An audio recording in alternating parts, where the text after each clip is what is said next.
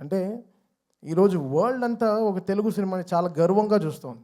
Telugu cinema is shining. ఏ తమిళ డైరెక్టర్కి వెళ్ళినా సార్ తెలుగులో ఒక సినిమా చేయాలి సార్, మంచి హీరో చెప్పండి అంటాడు. ఏ మలయాళం డైరెక్టర్కి వెళ్ళినా ఒక తెలుగులో ఒక సూపర్ ఎక్స్ట్రాడినరీ సబ్జెక్ట్, తెలుగులో ఒక సబ్జెక్ట్ చెప్పాలి.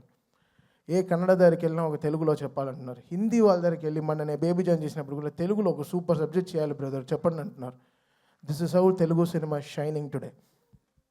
మనమే మన సినిమాని చంపేసుకుంటూ ఉంటే ఏం బతుకుతున్నాం మనం యాక్చువల్గా అర్థం కావట్లేదు. అంటే బాధగా ఉంది. ఒకరు ఓపెన్గా ఒక సక్సెస్ గురించి చెప్పుకోలేకపోతున్నాం. అది ఎంత దురదృష్టం అవుతుంది. అది ఎంత వర్స్ట్ థింగ్. మనం గర్వంగా మనం చెప్పుకోవాలి కదా, మన తెలుగు సినిమా అనేది చాలా గొప్పది. సినిమా అనేది చాలా గొప్పది కదా.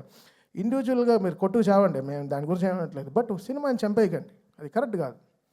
అది చాలా రాంగ్. అది ఏ సినిమాకి జరగకూడదు. అది ఐ ప్రే అది నేను వెళ్తాను, అది వాట్ ఎవర్ ఇట్ ఇస్. ఇప్పుడు నేను తప్పు చేశానా, నా సైడ్ ఒక తప్పు ఉంటే అది ఎవరితో పెట్టుకోను. ఆ రోజు రాత్రి 12కి నా పైన నేను తప్పు చేశానంటే ఆడ పైన కాళ్ళు పడైనా వాడిని క్షమాపణ అడుగుతాను.